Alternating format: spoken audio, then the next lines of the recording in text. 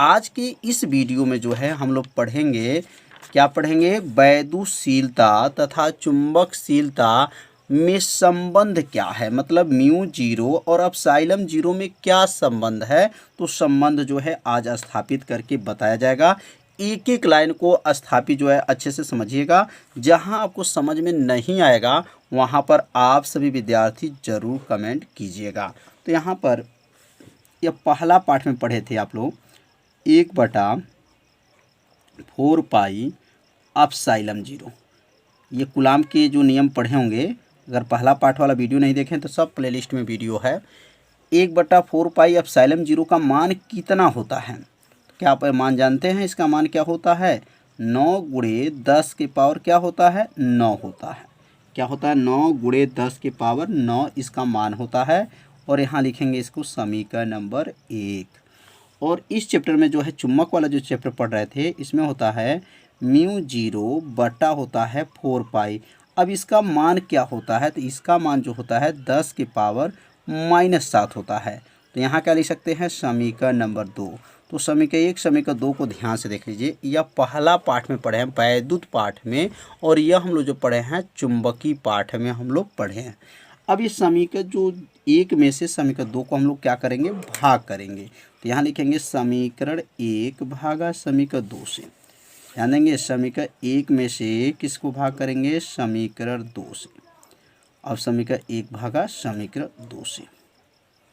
अब भाग देने पर क्या आएगा? तो यहाँ लिखेंगे समीकरण 1 भागा समीकरण 2 में क्या होगा? 1/4 पाई, 1/4 पाई क्या है? Epsilon zero. इस समीकरण नंबर 1 हो गया, बटा हो जाएगा। और यहाँ का लिखेंगे म्यू जीरो बटा क्या होगा? 4 पाई हो जाएगा। और यहाँ मान बताइए क्या है? ऊपर इसका मान क्या है? 9 गुणे 10 के पावर 9 बटा, और नीचे का है 10 के पावर -7 हो जाएगा। तो समझ में आ रहा होगा कैसे इसको सॉल्व किया जा रहा है। अब यहाँ पे देखेंगे 4 पाई इसमें भी है और 4 पाई इसमें भी है। तो 4 पाई से 4 पाई को क्या कर दीजिए? काट दीजिए। अब यह म्यू जीरो जो है इसके पास जो है चला जाएगा। किसके पास? एप्सिलॉन के पास। अब बताइए ऊपर क्या बचा है? सबसे ऊपर देखिए क्या है? 1 है। और नीचे क्या है? नीचे जो है म्यू जीरो इसके पास जाएगा तो क्या बनेगा? म्यू जीरो एप्सिलॉन जीरो हो जाएगा, बराबर। ये -7 घात है, जब ऊपर जाएगा तो ये -7 जो है ऊपर जाएगा तो प्लस बन जाता है। तो क्या लिखेंगे? 9 गुणे 10 के पावर 9 + 7। ये माइनस था, ऊपर गया तो क्या बन गया? प्लस बन जाएगा।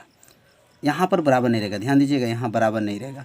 अब क्या होगा? यहाँ पर 1 बटा जो है म्यू जीरो और क्या बनेगा? एप्सिलॉन जीरो हो जाएगा। तो ये -7 जो ऊपर गया है +7 हो गया। तो अब क्या हो जाएगा? बराबर हो जाएगा 9 गुणे 10 के पावर 9 और 7 जोड़ेंगे क्या हो गया? 16 हो जाएगा। तो समझ में आ रहा होगा यह किसी का मान है, मतलब यहाँ पर किसका वर्ग बनेगा? तो यहाँ वर्ग भी बना लेते हैं। तो क्या होगा? 1 बटा जो है क्या बनेगा? म्यू जीरो एप्सिलॉन जीरो हो जाएगा, बराबर। और यहाँ वर्ग किसका बनेगा? तो 3 गुणे 10 के पावर 16 है तो क्या होगा? 8 हो जाएगा और 2 घात हो जाएगा। क्योंकि 3 का वर्ग कितना होता है? तो 9 होता है। और 8 के ऊपर 2 घात, 8 दूनी 16, घात के ऊपर घात हो तो गुणा होता है। तो 3 गुणे 10 के पावर 8 के ऊपर को घात कर सकते हैं? 2 घात। और यह किसका मान है? तो आप सभी विद्यार्थी जानते होंगे सी का मान है। सी का मान क्या होता है? 3 गुणे 10 के पावर 8 मीटर प्रति सेकंड होता है। किसका मान है? यह सी का मान है, प्रकाश का चाल। प्रकाश का चाल कितना होता है? तो 3 गुणे 10 के पावर 8 मीटर प्रति सेकंड होता है। तो अब यहाँ पे लिखेंगे अगला लाइन 1 बटा क्या हो जाएगा? म्यू जीरो एप्सिलॉन जीरो हो जाएगा। और यह किसका मान है टोटल? तो सी का मान है। तो यहाँ क्या लिखेंगे? सी स्क्वायर हो जाएगा। तो समझ में आ रहा होगा कैसे इसको हल किया जा रहा है। अब यहाँ पे इसको या कर लेंगे। या का मतलब यह होता है कि जो है सी स्क्वायर को जो है आगे लिख लिया जाए। तो क्या बनेगा? या का मतलब हो गया सी स्क्वायर बराबर 1 बटा क्या होगा? म्यू जीरो एप्सिलॉन जीरो हो जाएगा। वर्ग इसके ऊपर जाएगा, जब वर्ग इसके ऊपर जाएगा तो सी बराबर अंडर रूट क्या बनेगा? 1 बटा क्या होगा? म्यू जीरो एप्सिलॉन जीरो हो जाएगा। क्योंकि वर्ग जब इसके ऊपर भेजेंगे तो अंडर लग जाता है, वर्ग जब हटता है तो करनी लगाया जाता है। और कर्ण ए का मान क्या होता है? तो कर्ण ए का मान जो है आप लोग जानते होंगे 1 बटा क्या होता है, कर्ण ए का मान 1 होता है और अंडर रूट में क्या होगा म्यू 0 एप्सिलॉन 0। तो समझ में आ रहा होगा कैसे इसको सिद्ध किया गया। तो यहाँ पे क्या आ गया c बराबर 1 बटा अंडर रूट म्यू 0 और क्या है एप्सिलॉन 0 हो गया। तो आप सभी विद्यार्थी एक एक लाइन को अपने कॉपी में क्या कीजिएगा, इसे ज़रूर नोट करते चलिएगा।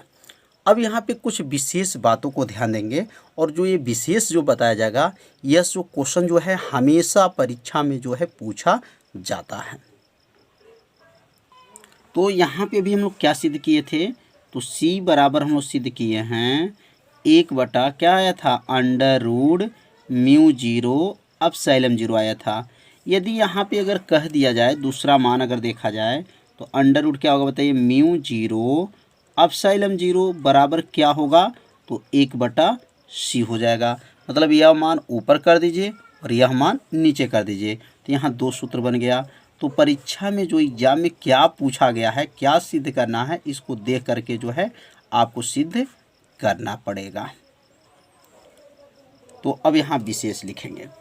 अब यहाँ विशेष क्या होगा, तो अब विशेष के बारे में समझेंगे। अब विशेष जो है एक एक विशेष को ध्यान से समझिएगा। जैसे अगर पूछा जाए 1 बटा अंडर रूट, ध्यान दीजिएगा 1 बटा अंडर रूट म्यू 0 और एप्सिलॉन 0 का मान क्या होता है, का मान क्या होगा। अब इसका मान क्या होगा, तो बताइए इसका मान किसके बराबर था, तो ये पूरा मान जो है c के बराबर था और c का मान क्या होता है, तो 3 गुणे 10 के पावर 8 मीटर प्रति सेकंड के बराबर होगा।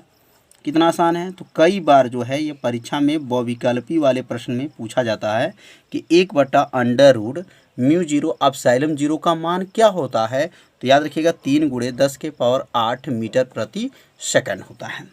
अब दूसरा विशेष समझेंगे। अब दूसरा विशेष क्या है, और एक क्वेश्चन ये भी आता है परीक्षा में 1 बटा अंडर रूट म्यू 0 एप्सिलॉन 0 का मात्रक क्या है, मात्रक क्या है। तो इसका मात्रक क्या होगा, तो इसका मात्रक देखिए जो यहाँ पे लास्ट में देख रहे हैं मीटर प्रति सेकंड हो जाएगा। मात्रक क्या बन जाएगा, मीटर प्रति सेकंड हो जाएगा। ये जितने चीज़ें बता रहे बहुत ही आईएमपी है, जो ये हमेशा परीक्षा में पूछा जाता है। अगर इसका बीमा पूछा जाए, इसका बीमा क्या होगा, तो लिखेंगे 1 बटा अंडर रूट क्या है म्यू 0 एप्सिलॉन 0 का बीमा। अब इसका बीमा देखेंगे क्या होगा, तो जो यहाँ पर लंबाई का मात्रक मीटर होता है और समय का मात्रक सेकंड होता है, तो इसका बीमा क्या बन जाएगा यल टी पर -1 घात हो जाएगा। यल टी पर -1 इसका जो है बीमा हो जाएगा। तो बीमा भी समझ में आ गया होगा। अगर इसका पूछा जाए चौथा विशेष में आपको याद रखेंगे, चौथा विशेष क्या है म्यू 0, देखिएगा ध्यान से अंडर रूट म्यू 0 और एप्सिलॉन 0। अब यहाँ बटा हट गया, 1 बटा जो है हटा दिया गया है। अंडर रूट म्यू 0 एप्सिलॉन 0 का मान क्या होगा, का मान, इसका मान पूछा जा रहा है, तो इसका मान क्या हो जाएगा, तो इसका मान जो है 1 बटा, यही मान 1 बटा में हो जाएगा। 1 बटा क्या होगा 3 गुणे 10 के पावर क्या हो जाएगा 8 मीटर प्रति सेकंड हो जाएगा, मीटर प्रति सेकंड। ध्यान दीजिए इसका मात्रक मीटर प्रति सेकंड नहीं होगा, यहाँ पर जो है उल्टा मात्रक भी हो जाएगा। मीटर नहीं रहेगा, क्या रहेगा सेकंड, क्या लिखेंगे सेकंड प्रति मीटर हो जाएगा, क्या होगा सेकंड प्रति मीटर हो जाएगा। तो थोड़ा सा ध्यान दीजिएगा यहाँ पर, तो यहाँ पे ध्यान दीजिएगा आप लोग, क्या है सेकंड प्रति क्या है मीटर है।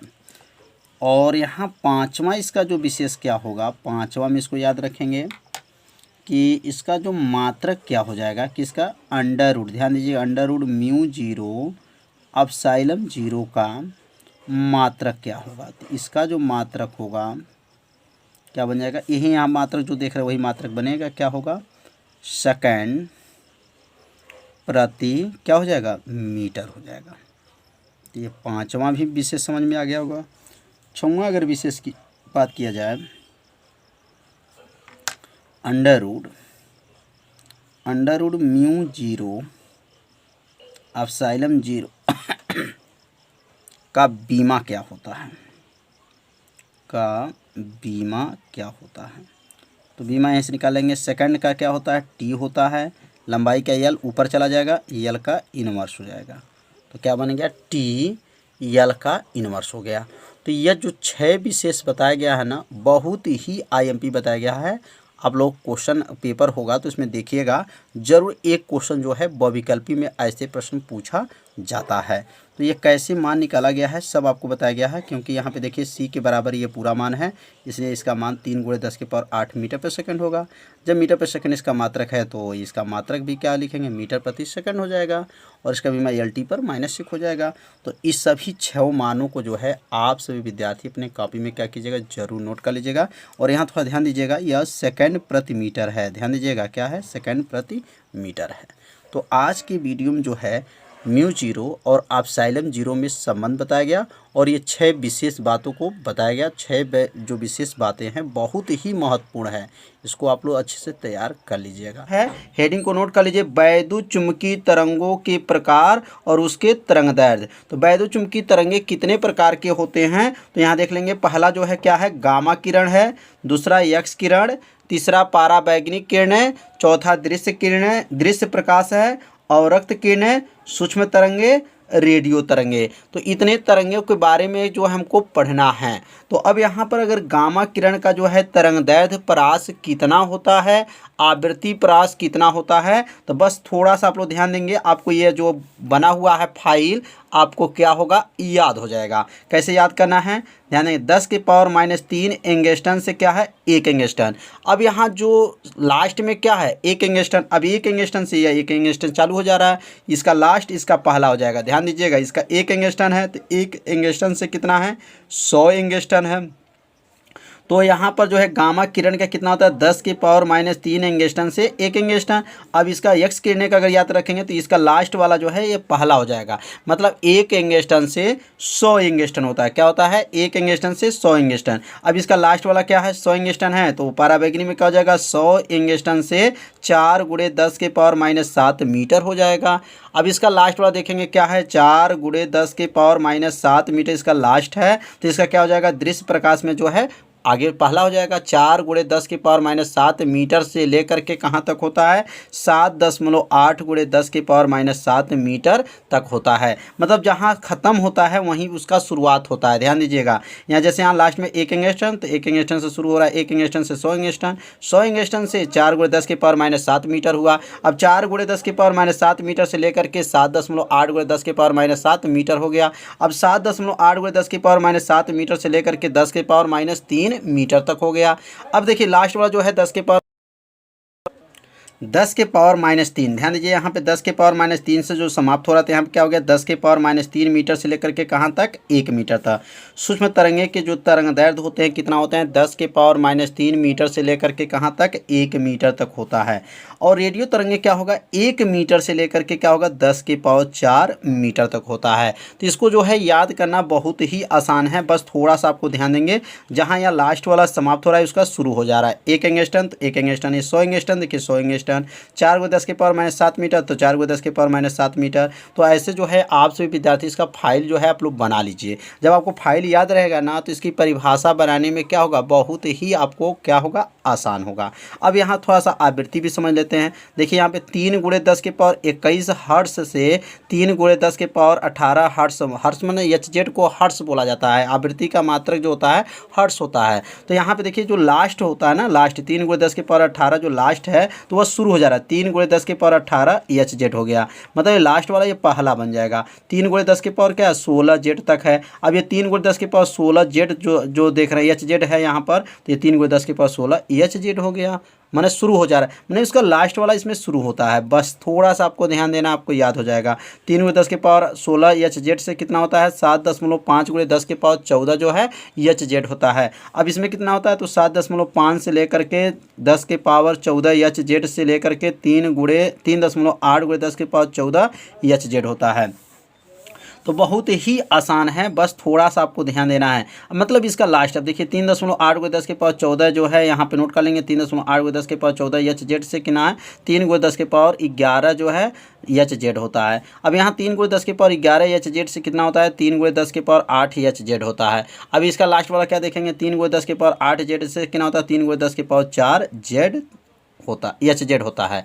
तो एच जेड का मतलब क्या है आवृत्ति है, और आवृत्ति का मात्रक क्या होता है हर्ट्ज होता है। तो इसे जो है आप सभी विद्यार्थी पहले इसका फाइल को अपने कॉपी में जरूर बना लीजिएगा, क्योंकि इसी से जो है हम लोग परिभाषा बोलेंगे और बनाएंगे। अब यहाँ जैसे हमको गामा किरण क्या है, अगर पूछा जाए गामा किरण की परिभाषा कैसे बनाएंगे, तो गामा किरण किसे कहते हैं, तो गामा किरण की परिभाषा बहुत ही क्या है आसान है, बस थोड़ा सा आपको ध्यान देंगे आपको गामा किरण की परिभाषा क्या हो जाएगा याद हो जाएगा। तो पहले हेडिंग नोट कर लेंगे यहाँ पर गामा किरणें। और गामा किरणें किसे कहते हैं, तो कहेंगे वे किरणें, देखिए कैसे बनेंगे, कैसे इसका परिभाषा बनेगा, वे किरणें जिसकी तरंगदैर्घ्य 10⁻³ एंगस्ट्रॉन से 1 एंगस्ट्रॉन तक होती है और उसकी आवृत्ति कितनी होती है 3 × 10⁻11 एच जेड से 3 × 10⁻18 एच जेड तक होती है। ऐसे किरण को क्या कहेंगे गामा किरण कहते हैं। कितना आसान परिभाषा है। तो कैसे लिखेंगे, बस इस फाइल को अगर आपको याद है तो परिभाषा समझिए आपको क्या है याद हो जाएगा। तो यहाँ गामा किरण की परिभाषा लिख लीजिए, वे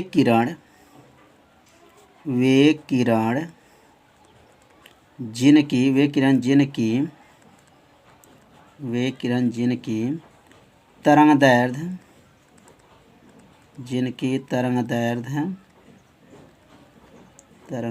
कितना होता है 10⁻³ एंगस्ट्रॉन से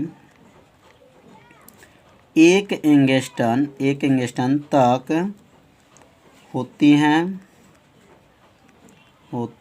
हैं तथा इसकी आवृत्ति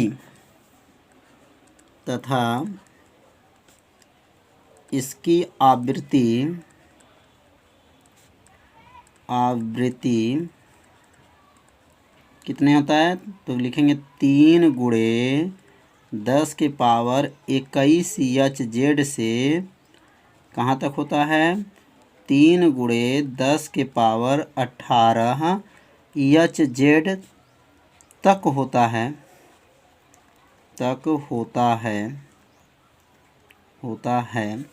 ऐसे किरण को क्या कहेंगे गामा किरण कहते हैं। लिख लेंगे यहाँ पर ऐसे किरण को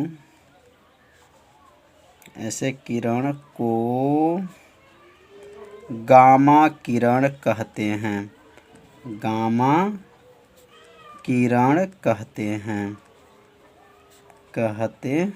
कितना आसान है।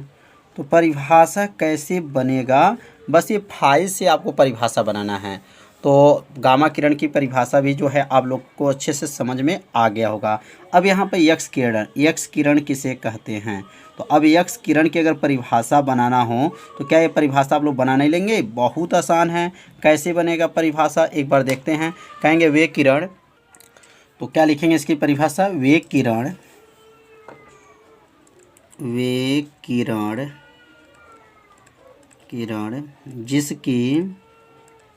जिसकी तरंगदैर्घ्य कितना हो, जिसकी तरंगदैर्घ्य 1 एंगस्ट्रॉन से, कहाँ से 1 एंगस्ट्रॉन से 100 एंगस्ट्रॉन तक होती हैं। 1 एंगस्ट्रॉन से लेकर के 100 एंगस्ट्रॉन होती हैं तथा इसकी आवृत्ति क्या लिखेंगे, तथा इसकी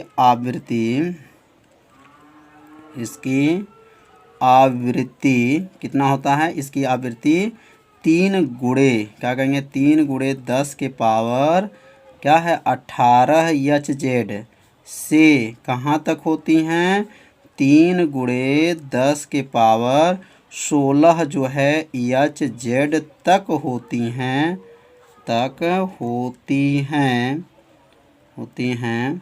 ऐसे किरण को लिखेंगे, ऐसे किरण को ऐसे किरण को क्या कहेंगे?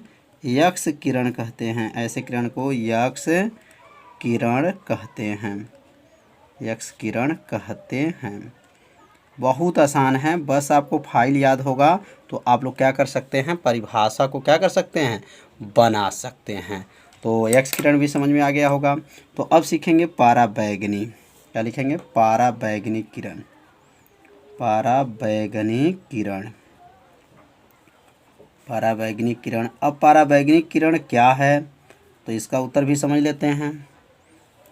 इसका उत्तर क्या होगा? वे किरण जिसकी तरंगदैर्घ्य, क्या लिखेंगे? वे किरण जिसकी तरंगदैर्घ्य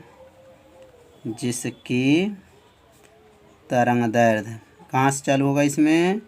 तो यहाँ जो ऊपर जो देख रहे हैं यक्ष किरण में कहाँ ख़त्म हो रहा है? 100। तो 100 से यहाँ पे क्या होगा? शुरू होगा। तो लिखेंगे जिसकी तरंगदैर्घ्य 100 एंगस्ट्रम से, कितने एंगस्ट्रम तक होता है? 100 एंगस्ट्रम से 4 × 10⁻⁻7 मीटर तक होती हैं। मीटर तक होती हैं तथा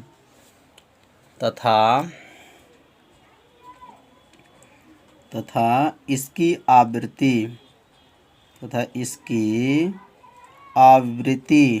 आवृत्ति कितनी होती हैं? इसकी आवृत्ति जो होता है, यहाँ पे देखेंगे 3 × 10⁻16 जो पेज क्या हो गई है? समाप्त हो गई है। तो यहीं से शुरू हो जाएगा। 3 × 10⁻16 एच जेड से 3 × 10⁻16 एच जेड से कितना होता है? 7.5 × 10⁻14 जो है एच जेड तक होती हैं। ऐसे किरण को क्या कहेंगे? ऐसे किरण को पाराबैंगनी किरण कहते हैं। पाराबैंगनी किरण कहते हैं। पाराबैंगनी किरण कहते हैं। तो 3 जो है किरण आप लोग को अच्छे से समझ में आ गया होगा। बहुत आसान परिभाषा है। बस आप लोग को तरंगदैर्घ्य और आवृत्ति परास अगर आपको याद है तो परिभाषा बनाने में कोई भी दिक्कत नहीं होगा। तो अगला जो हम लोग सीखेंगे दृश्य प्रकाश क्या है। तो अब अगला जो है यहाँ हेडिंग नोट कर लेंगे, दृश्य प्रकाश। दृश्य प्रकाश। तो दृश्य प्रकाश किरण क्या हैं? तो कहेंगे वे किरण जिसकी तरंगदैर्घ्य कितना होगा? 4 × 10⁻⁻7 से लेकर के कहाँ तक रहेगा? 7.8 × 10⁻⁻7 मीटर तक होता है। तो फाइल जो बनाए होंगे इसको देखते रहिएगा, उसी से परिभाषा बनाया जा रहा है। तो कहेंगे वे किरण जिसकी तरंगदैर्घ्य कहाँ से चालू होगा? तो इसकी तरंगदैर्घ्य जो है 4 × 10⁻⁻7 मीटर से कहाँ तक होता है? तो यहाँ होता है 7.8 × 10⁻⁻7 मीटर तक होता है।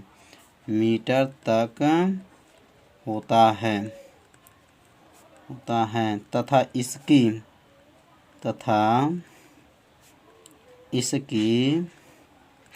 आवृत्ति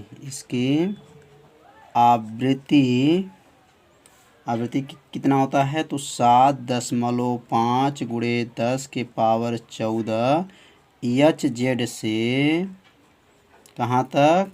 3.8 × 10⁻14 एच जेड तक होती हैं। उसे क्या कहते हैं? उसे दृश्य प्रकाश कहते हैं।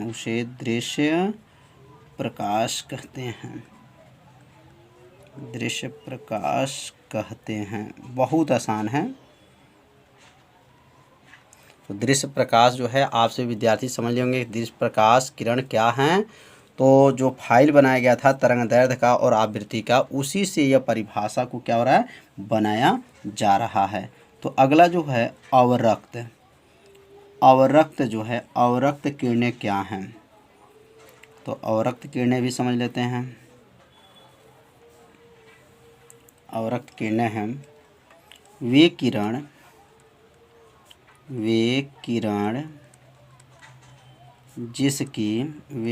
जिसकी तरंगदैर्घ्य, जिसकी क्या लिखेंगे, तरंगदैर्घ्य, जिसकी तरंगदैर्घ्य कितना होता है, 7.8 × 10⁻⁻7 मीटर से, 7.8 × 10⁻⁻7 मीटर से कहाँ तक होता है, 10⁻³ मीटर तक होता है, मीटर तक होता है तथा इसकी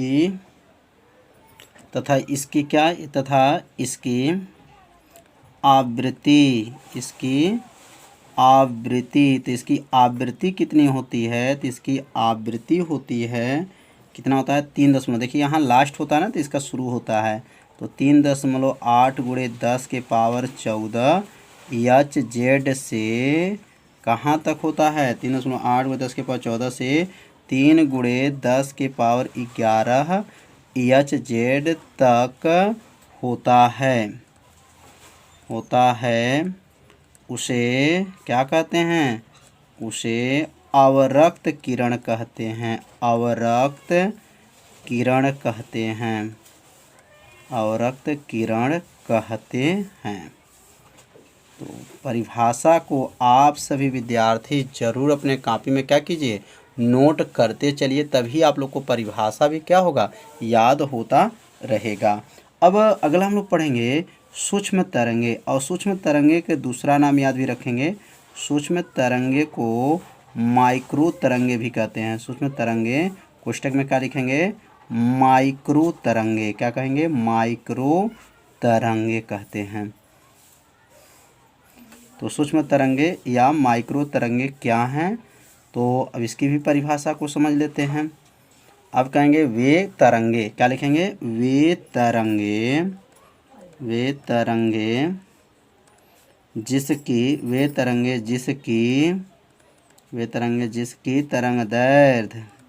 जिसकी तरंगदैर्घ्य कहाँ से होता है, तो इसकी तरंगदैर्घ्य जो है 10⁻³ से 10⁻³ मीटर से। अब ये देखिए यहाँ समाप्त जहाँ हो रहा है यहाँ शुरू हो रहा है, 10⁻³ मीटर से कहाँ तक होता है, 1 मीटर तक, कितना मीटर, 1 मीटर तक होता है, 1 मीटर तक होता है तथा इसकी आवृत्ति, तो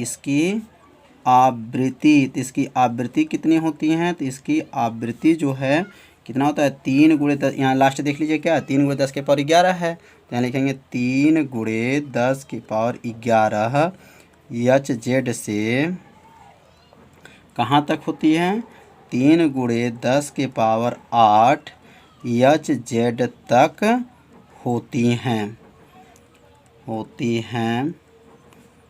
उसे क्या कहते हैं, उसे क्या कहेंगे, सूक्ष्म तरंगे या माइक्रो तरंगे कहते हैं, सूक्ष्म तरंगे या माइक्रो तरंगे कहते हैं, माइक्रो तरंगे कहते हैं। कितना आसान है, बस थोड़ा सा आपको ध्यान देंगे, परिभाषा क्या हो जाएगा, बन जाएगा। अब लास्ट इसकी परिभाषा क्या है, रेडियो तरंगे। रेडियो तरंगे की परिभाषा तो आपसे विद्यार्थी चाहे तो बना ही लेंगे। रेडियो तरंगे कैसे परिभाषा बनेगा, क्योंकि जब फाइल आपको जो समझाया गया है, मेन आपको फाइल है, अगर फाइल आपको याद है तो समझिए सब परिभाषा आपको क्या है, याद है। तो क्या लिखेंगे, वे तरंगे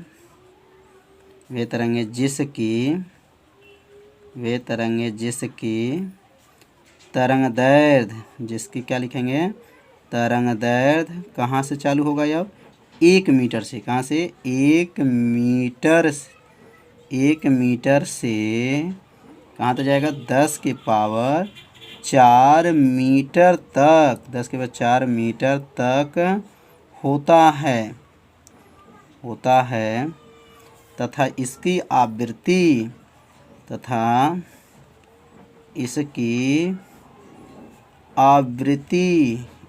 आवृत्ति कितनी होती हैं, तो यहाँ ख़त्म कितना पे हो रहा है, 3 × 10 के पावर 8, तो लिखेंगे 3 × 10 के पावर 8 HZ से कहाँ तक होती हैं, 3 × 10 के पावर 4 HZ तक होती हैं।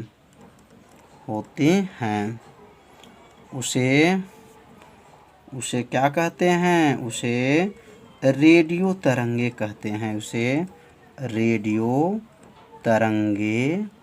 कहते हैं, कितना आसान परिभाषा है।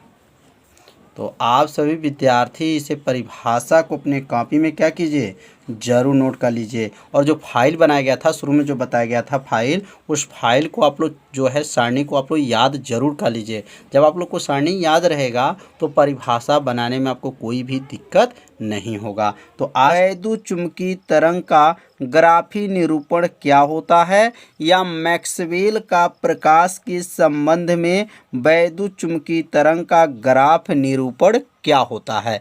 तो यहाँ पे जो है प्रश्न 2 बताया जा रहा है, लेकिन दोनों का उत्तर जो रहेगा सेम रहेगा। पेपर में जो है क्वेश्चन का जो है रूप बदल दिया जाता है। तो कई बार ऐसे प्रश्न आता है, वैद्युत चुंबकीय तरंग का ग्राफी निरूपण कीजिए, या प्रश्न को बदल करके कैसे पूछा जाता है कि मैक्सवेल का प्रकाश के संबंध में वैद्युत चुंबकीय तरंग का ग्राफ निरूपण कीजिए। तो मैक्सवेल ने क्या क्या बात बताए थे, अब एक एक नियम को इनके बारे में समझेंगे। तो यहाँ पर ध्यान से देखेंगे क्या लिखा गया है।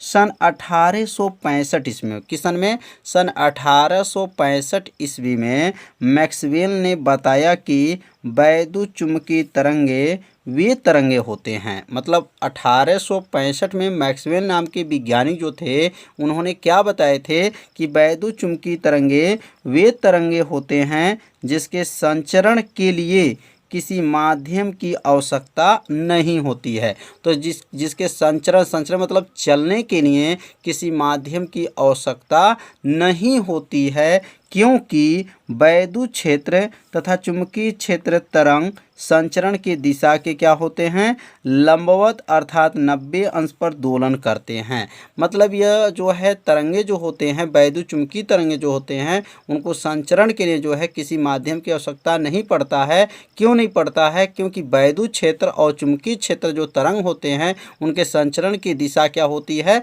90 अंश पे क्या करते हैं, दोलन करते हैं। तो आप सभी विद्यार्थी इसे अपने कॉपी में क्या कीजिए, इसे नोट करते चलिए। जब इसे नोट करते चलेंगे तो आपका एक नोट्स भी बनता रहेगा। अब यहाँ पे क्या लिखा गया, इसमें 3 अक्ष होते हैं। मतलब जो वैद्युत चुंबकीय तरंग का जब ग्राफ खींचेंगे तो उसमें कितने अक्ष होते हैं, तो 3 अक्ष होते हैं। तो यहाँ लिखेंगे इसमें 3 अक्ष होते हैं। एक्स अक्ष की दिशा की ओर तरंग का संचरण होता है। मतलब जो एक्स अक्ष का जो दिशा रहेगा उसमें तरंग के चलने की दिशा होता है।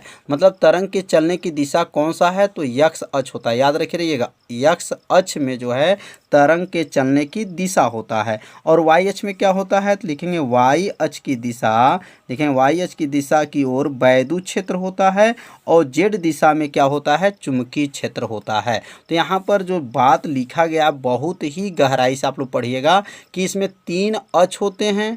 एक्स अक्ष जो होता है वह तरंग के संचरण की दिशा बताता है, और वाई अक्ष जो होता है वह वैद्युत क्षेत्र की दिशा बताता है, और जेड जो अक्ष होता है वह चुंबकीय क्षेत्र का दिशा को बताता है। तो इसे अपने कॉपी में क्या कीजिए, जरूर नोट कर लीजिए। इसे 2 बार पढ़िए, आपको क्या होगा, याद हो जाएगा।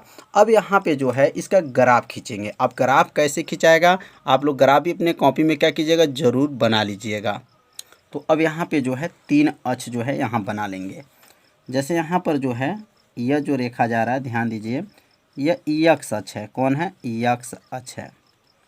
यहाँ पे लिख देंगे यक्स अक्ष है।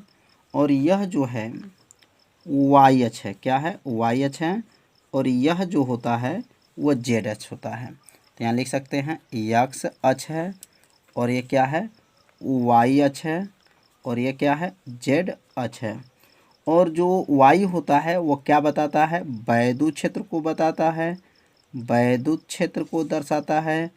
और जो जेड होता है वह किसको प्रदर्शित करता है? चुंबकीय क्षेत्र को बताता है। क्या हो जाएगा यहाँ पर? चुंबकीय क्षेत्र, चुंबकीय क्षेत्र को प्रदर्शित करता है। याद रखेंगे जेड जो होता है कौन सा अक्ष को? चुंबकीय क्षेत्र। और वाई जो होता है वैद्युत क्षेत्र। और यक्स जो होता है संचरण की दिशा। क्या होता है? यहाँ लिख सकते हैं संचरण की दिशा। अब यहाँ पे जो है इसकी जो चलने की दिशा होगा, अब ये ध्यान से देखेंगे कितने अंश पर? 90 अंश पे जो है बनाया जाएगा।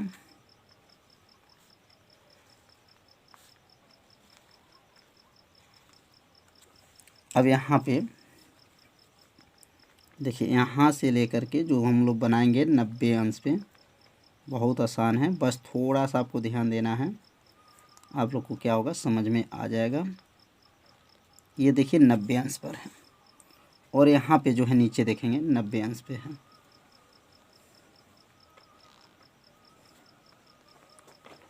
पुनः जो है ऊपर हो जाएगा। बस एक दूसरे का उल्टा बनाना है। यहाँ 90 अंश का कोण बना रहा है, कितने अंश का? 90 अंश पे जो है संचरण हो रहा है। अब यहाँ से जो है देखिए ध्यान से, अब यहाँ से इसको मोड़ दीजिए इधर, यहाँ से इधर, समझ में आ गया होगा। इसी तरह यहाँ पे जो है इसको मोड़ दीजिए, जो इसकी चलने की दिशा जो है पुनः जो है उल्टा। बस देखिए ध्यान से कैसे हो रहा है, एक दूसरे के क्या है? उल्टा है। यही जो है क्या है? तरंग के संचरण की दिशा है। यहाँ लिख देंगे संचरण की दिशा, संचरण की दिशा, संचरण की दिशा हो जाएगा। तो यहाँ ऊपर जो लिखा गया था क्या बताया गया था कि वैद्युत क्षेत्र और चुंबकीय क्षेत्र का जो तरंग संचरण की दिशा होता है वह लंबवत जो है दोलन करते हैं। तो यहाँ पे देख लीजिए 90 अंश का कोण बना करके ये दोलन कर रहा है। कितने अंश का? 90 अंश के कोण बना करके। यहाँ से नीचे से देखेंगे 90 अंश, फिर सब पुनः ऊपर से, मतलब एक बार ऊपर, एक बार नीचे, एक बार ऊपर, एक बार नीचे, ऐसे जो है 90 अंश का कोण बना करके वह संचरण की दिशा चल रहा है। तो समझ में आ गया होगा। तो इसे ग्राफ को अपने कॉपी में क्या कीजिएगा? ज़रूर खींच लीजिएगा। तो अब हम लोग अगला जो हम लोग पढ़ेंगे, छोटा सा एक सूत्र का जो है निगमन है। तो सूत्र का निगमन भी आप लोग अच्छे से समझिएगा। जहां आपको समझ में नहीं आएगा वहां पर आप सभी विद्यार्थी जरूर कमेंट कीजिएगा। तो हेडिंग को नोट कर लीजिए। मैक्सवेल के अनुसार, किसके अनुसार? मैक्सवेल के अनुसार चुंबकीय क्षेत्र का शिखर मान, वैद्युत क्षेत्र का शिखर मान तथा प्रकाश का चाल में संबंध। किसमें संबंध है? चुंबकीय क्षेत्र का शिखर मान रहेगा, वैद्युत क्षेत्र का जो है शिखर मान रहेगा और प्रकाश के चाल में क्या संबंध है, इसमें सूत्र का जो है निगमन करके आपको बताया जाएगा। तो यहाँ ध्यान देंगे, माना वाई अक्ष पे क्या बताया गया था? तो अभी हम लोग पढ़े थे वाई अक्ष पर वैद्युत क्षेत्र। मैक्सवेल ने क्या बताए थे? वाई अक्ष पर वैद्युत क्षेत्र होता है और जेड अक्ष पर क्या होता है? चुंबकीय क्षेत्र होता है तथा तरंग के चलने की दिशा क्या होता है? यक्ष अक्ष होता है। तो ध्यान दीजिए, यक्ष अक्ष जो होता है तरंग के संचरण की दिशा और वाई अक्ष जो होता है वैद्युत क्षेत्र और जेड अक्ष जो होता है वह चुंबकीय क्षेत्र को क्या करता है? प्रदर्शित करता है। तो यहाँ लिखेंगे तथा वैद्युत क्षेत्र एवं चुंबकीय क्षेत्र के बीच का कलांतर क्या होता है? समान होते हैं। अब यहाँ कलांतर जब समान होते हैं तो पहले वैद्युत क्षेत्र के लिए लिखेंगे यहाँ पर। अब क्या लिखेंगे यहाँ पर? वैद्युत क्षेत्र के लिए पहले बनाया जाएगा। तो लिखेंगे वैद्युत क्षेत्र के लिए, वैद्युत क्षेत्र के लिए। तो वैद्युत क्षेत्र के लिए अगर बनाते हैं तो वैद्युत क्षेत्र कहाँ पर है? तो वैद्युत क्षेत्र वाई अक्ष पर है, इसलिए वाई अक्ष पर क्या है? वैद्युत क्षेत्र है। तो इसलिए लिखेंगे यहाँ पर ई वाई हो जाएगा, बराबर क्या हो जाएगा? ई जीरो साइन क्या हो जाएगा, omega T, sine omega T. इसको समीकरण नंबर क्या मान सकते हैं, 1 मान सकते हैं। तो यह ई क्यों लिखे हैं, ई का नाम क्या है, वैद्युत क्षेत्र है। और एक बार हम लोग पढ़े हैं धारा का शिखर मान क्या होता है, धारा का शिखर मान पढ़े होंगे I बराबर I0 साइन ओमेगा टी है। इसी प्रकार जो है ये वैद्युत क्षेत्र का सब सूत्र क्या बनेगा, ई बराबर होगा E0 साइन ओमेगा टी हो जाएगा। अब यहाँ लिखेंगे चुंबकीय क्षेत्र के लिए, बहुत आसान है, बस थोड़ा सा आपको ध्यान देना है। क्या लिखेंगे, चुंबकीय क्षेत्र के लिए। तो बताइए चुंबकीय क्षेत्र किस अक्ष पर है, तो चुंबकीय क्षेत्र जो है किस पर है, जेड अक्ष पर है। तो इसके लिए चुंबकीय क्षेत्र को किससे प्रदर्शित करते हैं, बी से प्रदर्शित करते हैं। तो यहाँ आप लिखेंगे बी जेड, क्या लिखेंगे, बी जेड अब हो जाएगा बराबर क्या बनेगा, B0 साइन क्या हो जाएगा, ओमेगा टी हो जाएगा। कितना आसान है। ये जेड क्यों लिखे हैं, क्योंकि जेड जो है चुंबकीय क्षेत्र पर होता है इसलिए जेड लिखेंगे। अब वैद्युत क्षेत्र किस पर होता है, वाई अक्ष पर होता है, इसलिए यहाँ पर वाई लिखा गया है। अब ये बन गया समीकरण नंबर 2। अब समीकरण 2 जब बन गया तो मैक्सवेल के अगर अनुसार देखेंगे तो यहाँ लिखेंगे मैक्सवेल के अनुसार, मैक्सवेल के अनुसार। तो मैक्सवेल के अनुसार क्या होता है, तो यह भी आप लोग जानते होंगे, नहीं जानते हैं तो आप लोग याद रखिएगा कि मैक्सवेल के अनुसार जो होता है वो प्रकाश की चाल बराबर क्या होता है, प्रकाश की चाल ई बराबर होता है, क्या होता है, ई, और यहाँ लिखेंगे वाई बटा क्या हो जाएगा, बी जेड हो जाएगा। मतलब वाई अक्ष पर वैद्युत क्षेत्र की तीव्रता और जेड अक्ष पर चुंबकीय क्षेत्र के जो तीव्रता के अनुपात को क्या कहेंगे, प्रकाश की चाल कहते हैं। अब यहाँ पर समीकरण 1 और समीकरण 2 का मान को क्या करेंगे, रख लेंगे। तो यहाँ लिखना चाहे तो लिख दीजिएगा, समीकरण 1 तथा समीकरण 1 तथा समीकरण 2 का मान रखने पर,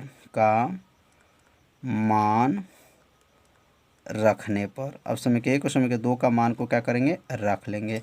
तो अब यहाँ समीकरण 1 और समीकरण 2 के मान यहाँ रखेंगे तो क्या बनेगा, तो बनेगा C बराबर, अब ई वाई को हटा दीजिए, अब ई वाई के स्थान पे क्या लिखेंगे, अब क्या हो जाएगा, E0 हो जाएगा, साइन हो जाएगा, और क्या हो जाएगा, ओमेगा टी हो जाएगा, बटा हो जाएगा, और यहाँ बी जेड के जगह क्या लिखेंगे, B0 हो जाएगा, और क्या बनेगा, साइन ओमेगा टी हो जाएगा। अब यहाँ क्या कट जाएगा, तो साइन ओमेगा टी से साइन ओमेगा टी कट जाएगा, तो बचेगा क्या, तो बचेगा यहाँ पर C बराबर हो जाएगा, C बराबर E0 बटा क्या बना, B0 हो जाएगा। कितना आसान है, बस थोड़ा सा आपको ध्यान देना है। तो अब यहाँ पर चाहे 3 सूत्र जो है आप लोग बना सकते हैं, एक C का सूत्र बनेगा, एक बार E0 का बनेगा, और एक बार B0 का सूत्र बनेगा। अगर यहाँ पर B0 का सूत्र बनाते हैं तो B0 को ऊपर कर देंगे तो क्या बनेगा, यहाँ पर B0 बराबर हो जाएगा, क्या बनेगा, E0 बटा क्या होता है, C होता है। इसी सूत्र पे जो है हर साल के परीक्षा में जो है प्रश्न आते हैं न्यूमेरिकल का।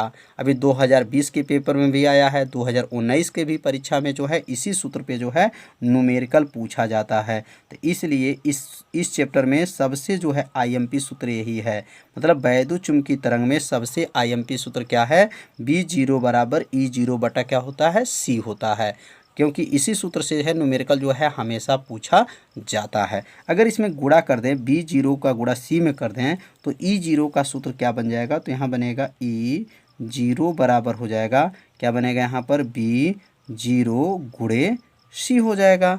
तो समझ में आ रहा होगा, बहुत ही आसान है, बनाना सीखना है। तो ये तीनों सूत्र को आप सभी विद्यार्थी जरूर याद रखिएगा, क्योंकि इसी तीनों सूत्र की सहायता से हमें क्या पढ़ना है, न्यूमेरिकल पढ़ना है।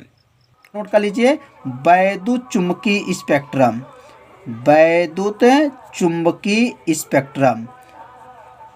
तो वैद्युत चुंबकीय स्पेक्ट्रम क्या होते हैं, यह प्रश्न जो है अति लघुत्तरी में कई बार पूछा जा चुका है कि वैद्युत चुंबकीय स्पेक्ट्रम क्या है। इसका उत्तर तो हम लोग पढ़े हैं वैद्युत चुंबकीय तरंगे। तो वैद्युत चुंबकीय तरंगे कितने होते हैं, तो बताया गया वैद्युत चुंबकीय तरंगे जो है निम्न है, जैसे गामा किरण है, पराबैंगनी किरण है, एक्स किरण है, जो है औरक्त किरणें है।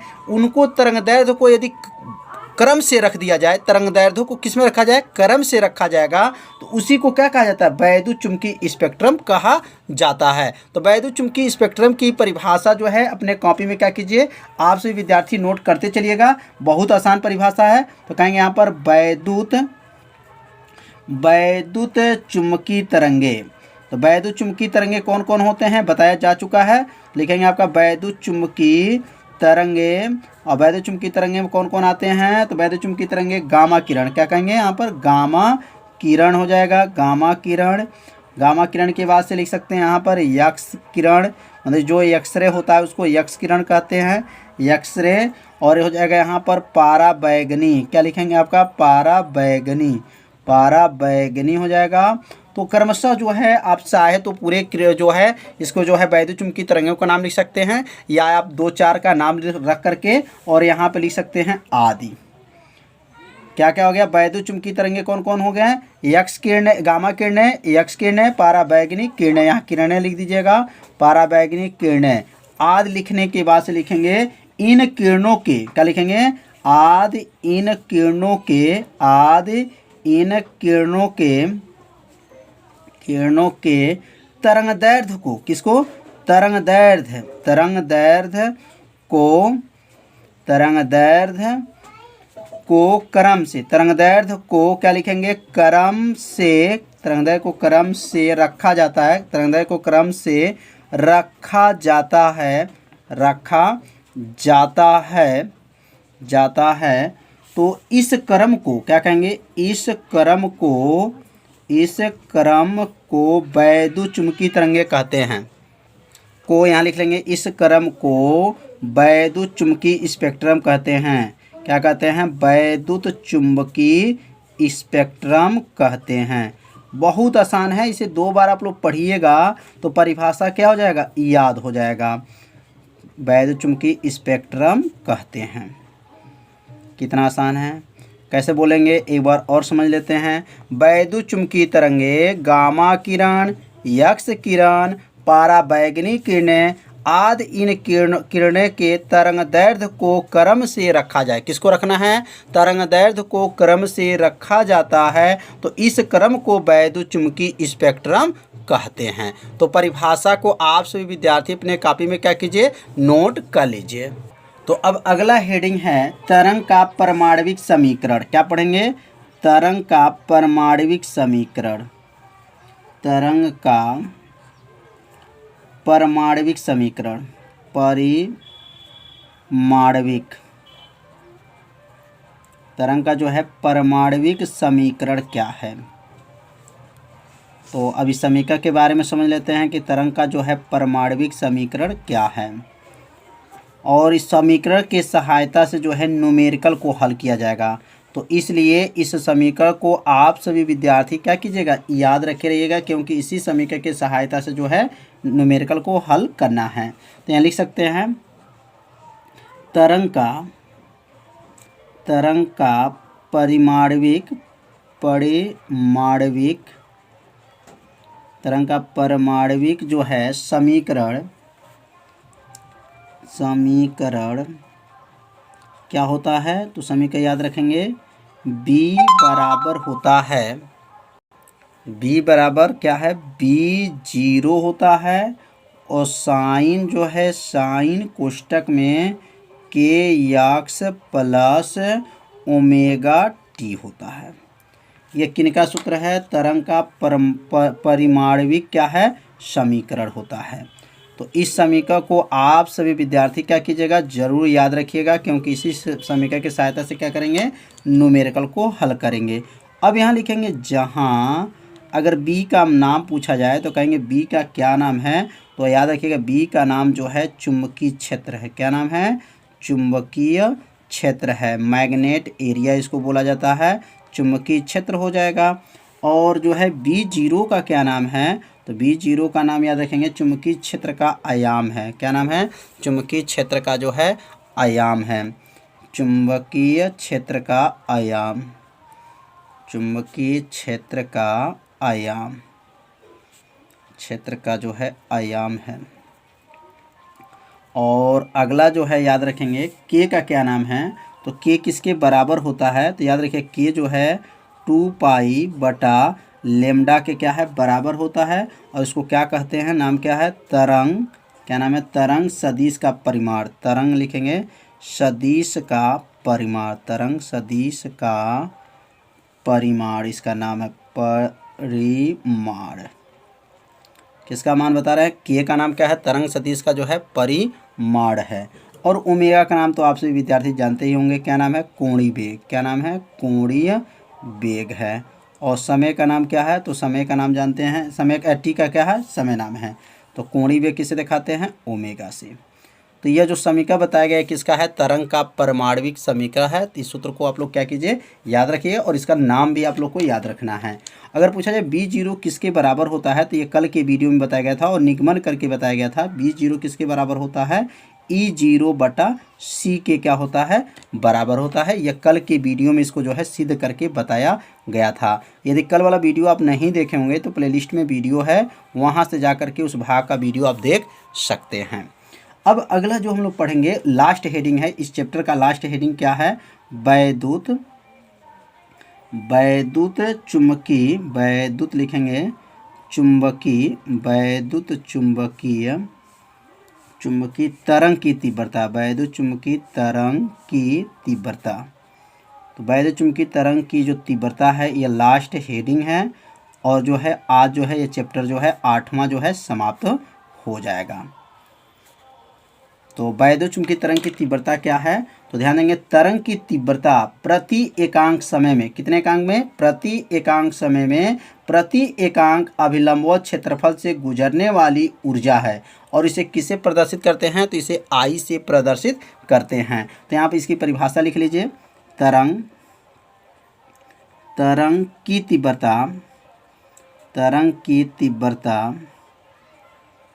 तीव्रता प्रति एकांक, प्रति माने एक, क्या कहेंगे, प्रति माने एक कहेंगे, प्रति एकांक, प्रति एकांक समय में, प्रति एकांक समय में, समय में, समय में प्रति एकांक, प्रति एकांक, प्रति एकांक अभिलंबवत क्षेत्रफल, अभिलंबवत, अभिलंबवत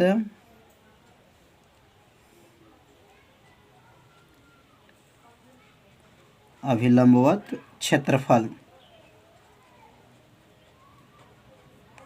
क्षेत्रफल से गुजरने वाली ऊर्जा है, गुजरने वाली, गुजरने वाली क्या है, ऊर्जा है, ऊर्जा है। इसे, इसे आई से प्रदर्शित करते हैं, किसे, आई से प्रदर्शित करते हैं, आई से प्रदर्शित करते हैं, प्रदर्शित करते हैं। तो वैद्युत चुंबकीय तरंग की तीव्रता क्या है, तो तरंग की प्रति एकांक समय में, क्या कहेंगे, तरंग की प्रति, तरंग की तीव्रता प्रति एकांक समय में प्रति एकांक अभिलंबवत क्षेत्रफल से गुजरने वाली क्या है, ऊर्जा है। इसे आई से प्रदर्शित करते हैं। और इसका जो मात्रक होता है, ध्यान दीजिएगा, इसका मात्रक जो होता है जूल होता है, इसका मात्रक जो है जूल होता है, मात्रक जूल होता है। अब ये इनका सूत्र भी जान जाएंगे कि इनका सूत्र क्या है। तो सूत्र यहाँ नोट कर लेंगे, आई बराबर होता है, इसका निगमन नहीं पढ़ना है आप लोग को, ठीक ना, यहाँ पर निगमन जो है अगले क्लास में हम लोग पढ़ेंगे। आई बराबर है, आई बराबर होता है 1/2 होता है, एप्सिलॉन 0 होता है, और यहाँ लिखेंगे ई का स्क्वायर होता है और सी होता है। तो यह सूत्र किनका है, तो तरंग के वैद्युत, तरंग वैद्युत चुंबकीय तरंग के क्या है, यह तीव्रता का जो है सूत्र है। तो यहाँ पे जो है लिख लेंगे आई बराबर 1/2 एप्सिलॉन 0 ई का स्क्वायर बटा सी।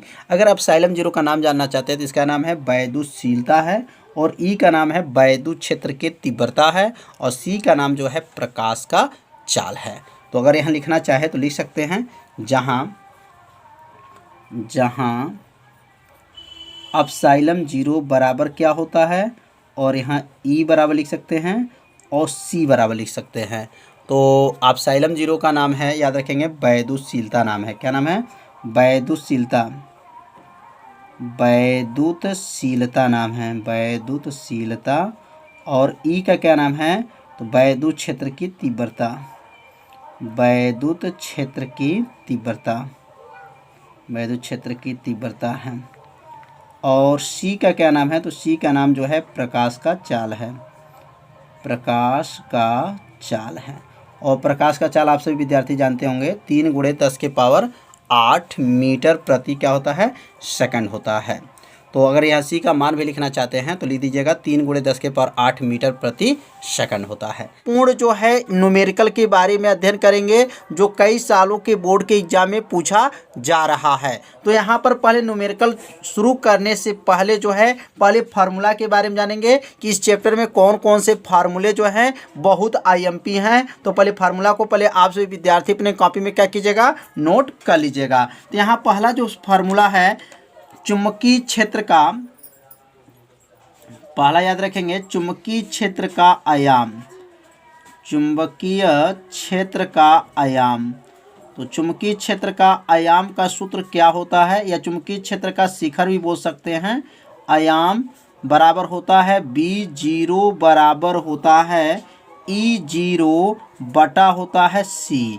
तो E0 का नाम क्या है? वैद्युत क्षेत्र की आयाम है। क्या है? वैद्युत क्षेत्र की आयाम। तो यहाँ लिख लेंगे आपका B0 बराबर क्या हो गया? E0 बटा C, और C का नाम क्या है? प्रकाश का चाल है।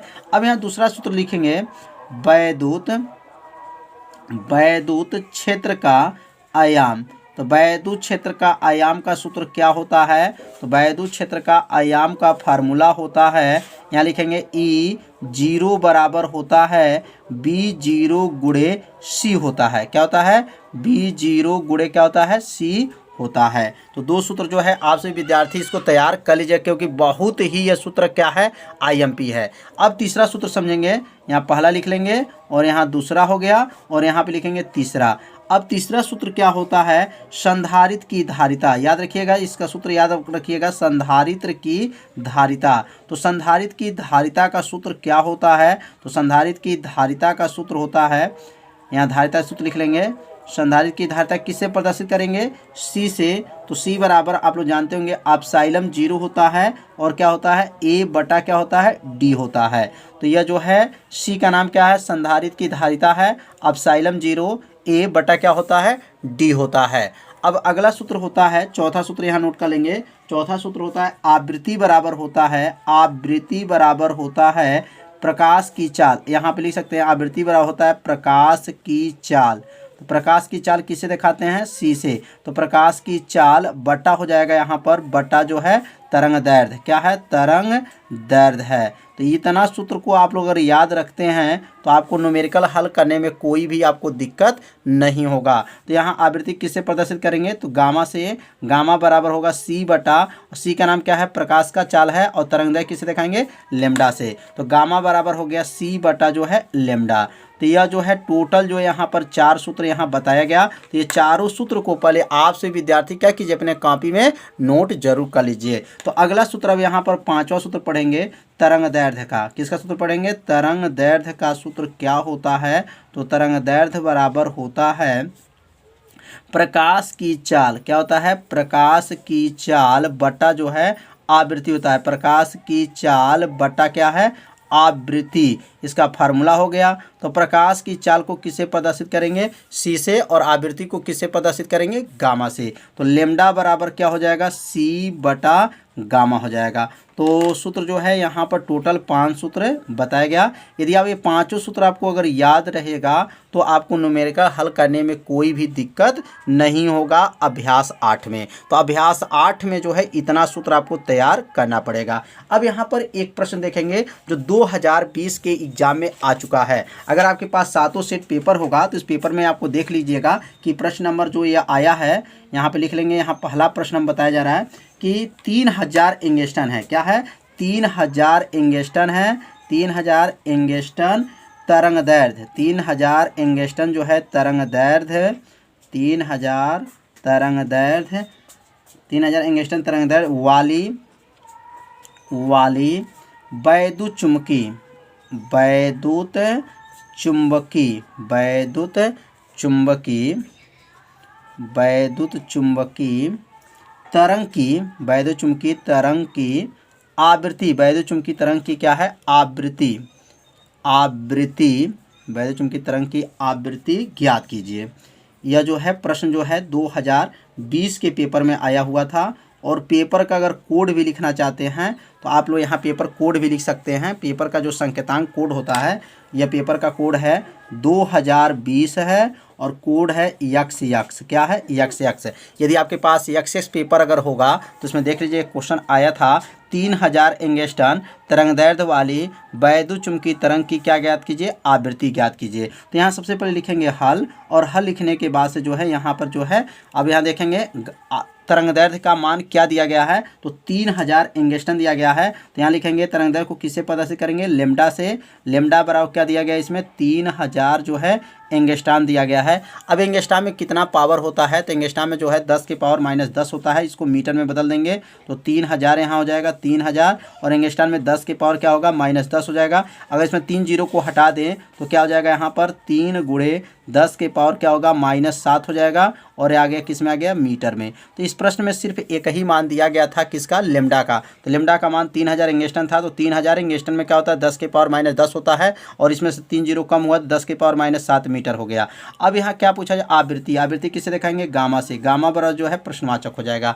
अब गामा का सूत्र क्या होता है तो गामा बराबर आप लोग पढ़े हैं अभी ऊपर देखिए बताया गया है। गामा बराबर होता है अगर देख लीजिए गामा का सूत्र क्या है तो देखिए सी बटा क्या है लेमडा है सी बटा लेमडा है। तो सी बटा क्या हो जाएगा यहाँ पर सी बटा लेमडा। ये किसका सूत्र है आवृत्ति का जो है यह सूत्र है। तो आवृत्ति बराबर होता है प्रकाश की चाल बटा क्या होता है तरंग दैर्ध्य होता है। तो आप सभी विद्यार्थी सूत्र को याद रखें क्योंकि एक प्रश्न जो है ऐसे जो है हमेशा परीक्षा में पूछा जाता है। अब यहाँ पर सी का मान को रख लिया जाए तो सी का मान क्या होगा 3 × 10 के पावर क्या होता है 8 होता है। याद रखिएगा प्रकाश की चाल क्या होता है 3 × 10 के पावर 8 होता है और लेमडा का मान क्या दिया गया है 3 × 10 की पावर -7 दिया गया है।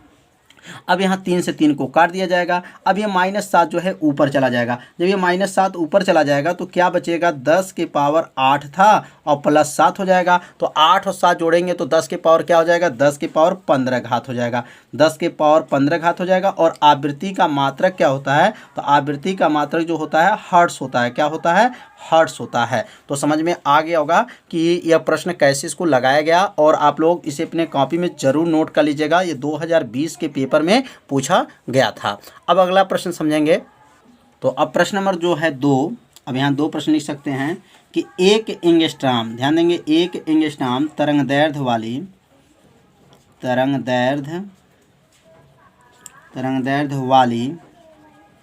वाली यक्स किरण की आवृत्ति क्या है। आवृत्ति जो है आवृत्ति क्या होगी।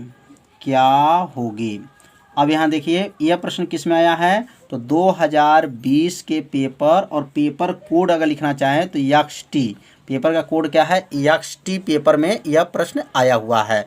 तो यह एक एंगस्ट्रम तरंग दैर्ध्य वाली यक्स किरण की आवृत्ति क्या है इसको गणना करना है। तो यहाँ पर सबसे पहले लिखेंगे हल और हल लिखने के बाद इसमें देखेंगे इसमें किसका मान दिया गया है। लिखेंगे लेमडा बराबर जो दिया गया है 1 एंगस्ट्रम दिया गया है। अब 1 एंगस्ट्रम कितने के बराबर होता है तो 1 × 10 के पावर -10 घात हो जाएगा और यहाँ का लिखेंगे मीटर हो जाएगा। तो 1 × 10 के पावर -10 जो है मीटर जो है यह हो जाएगा। किसका मान है लेमडा का मान है। अब इसमें आवृत्ति पूछा जाए तो गामा बराबर जो है प्रश्नवाचक हो जाएगा। तो गामा बराबर सूत्र क्या होता है सी बटा जो है लेमडा हो जाएगा। तो अब यहाँ सी का मान को रख लिया जाएगा। तो सी का मान क्या है 3 × 10 के पावर 8 होता है और लेमडा का मान देखिए दिया गया है 1 × 10 के पावर -10 दिया गया है। अब यह -10 घात जो है ऊपर चला जाएगा। जब ऊपर जाएगा तो नीचे जब माइनस ऊपर जाएगा तो प्लस हो जाएगा। तो गामा बराबर क्या हो जाएगा 3 × 10 के पावर जो है 8 + 10 हो जाएगा और बटा में नीचे क्या बचेगा 1, और 1 से जब 3 में भाग करेंगे तो क्या आ जाएगा 3 गुणे 10 के पावर 10 और 8 जोड़ेंगे कितना हो जाएगा 18 हो जाएगा। और आवृत्ति का मात्रक क्या होता है हर्ट्ज होता है। आवृत्ति का मात्रक क्या है हर्ट्ज। 3 गुणे 10 के पावर 18 जो है हर्ट्ज हो जाएगा। तो समझ में आ रहा होगा, बहुत आसान है। तो ऐसे प्रश्न जो है जब 2020 में पूछा गया है तो आपको 2021 में भी ऐसे ही प्रश्न आएंगे, लेकिन आप जो है सूत्र पहले याद रखिएगा। जब सूत्र आपको याद रहेगा तो प्रश्न हल करने में आपको कोई भी दिक्कत नहीं होगा। अब अगला प्रश्न समझेंगे, तो यहाँ प्रश्न नोट कर लेंगे। अब तीसरा प्रश्न समझेंगे। तीसरा प्रश्न क्या है, तो यह प्रश्न है, एक प्रश्न भी नोट करते चलिएगा। एक समतल वैद्युत चुम्बकी, एक समतल जो है वैद्युत चुम्बकी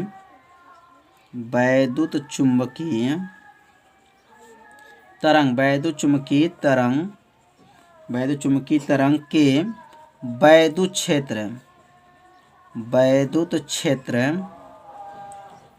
क्षेत्र का आयाम कितना दिया गया है। वैद्युत क्षेत्र का आयाम जो है 3.0 गुणे 10 की पावर -4 दिया गया है। और यहाँ मात्रा क्या इसका है वोल्ट है, वोल्ट प्रति मीटर है। इसकी या इसके लिख सकते हैं, इसके चुंबकीय क्षेत्र का आयाम, इसके चुंबकीय क्षेत्र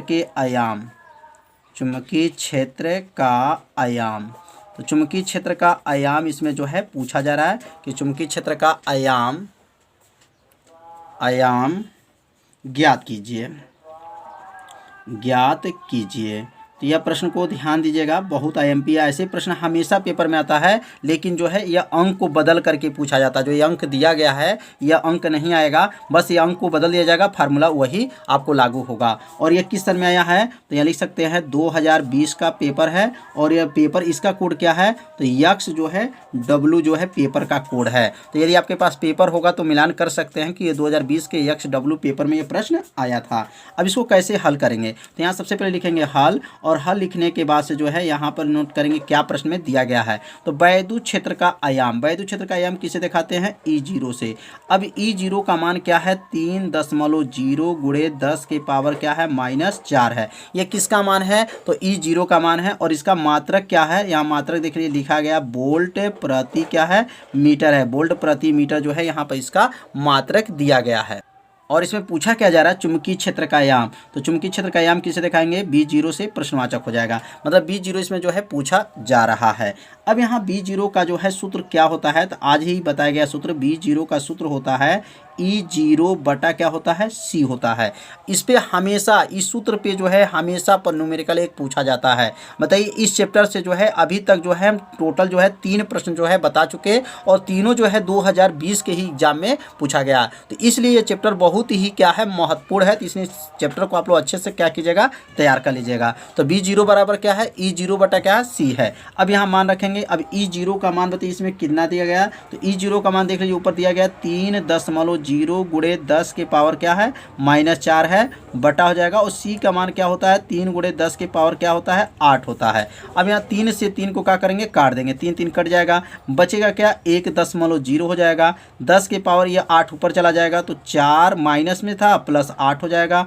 अब ध्यान दीजिए यह मान क्या दिया है -4 जो दिया गया है, और यह 8 घात जो है इसके ऊपर चला गया। तो यह 8 जो जाएगा तो प्लस है तो ऊपर जाएगा तो माइनस हो जाएगा, याद रखिएगा माइनस हो जाएगा। तो -4 और -8 मिल करके यह माइनस है, ध्यान दीजिएगा 4 - 8 मिल करके क्या हो जाएगा 1.0 गुणे 10 के पावर -12 हो जाएगा। और इसका मात्रक चुंबकीय क्षेत्र है, तो चुंबकीय क्षेत्र का मात्रक क्या होता है, तो चुंबकीय क्षेत्र का मात्रक जो होता है वह टेस्ला होता है। क्या होता है टेस्ला होता है, या वेबर प्रति मीटर का स्क्वायर भी लिख सकते हैं। तो समझ में आ रहा होगा कैसे इसको हल किया गया है। तो आप सभी विद्यार्थी इसे अपनी कॉपी में जरूर नोट कर लीजिएगा, क्योंकि यह जो है प्रश्न 2020 के एग्जाम में आया हुआ है। तो 2021 में जब एग्जाम आएगा तो बस यह अंक को बदल दिया जाता है और प्रश्न जो है भेज दिया जाता है। तो अंक जब बदल दिया जाता है, लेकिन आप लोग सूत्र याद रखिएगा B0 का सूत्र क्या होता है और E0 का सूत्र क्या होता है। तो आज के वीडियो में जो है इतना ही बताया जाएगा। कल जो है इसके अभ्यास हल बताया जाएगा, जो अभ्यास 8 में जो है NCERT किताब का जो है अभ्यास हल को एक एक प्रश्न को आपको बताया जाएगा। तो आज का वीडियो इतना ही रहेगा, मिलते हैं अब अगले भाग में। तब तक के लिए सभी विद्यार्थियों को नमस्कार।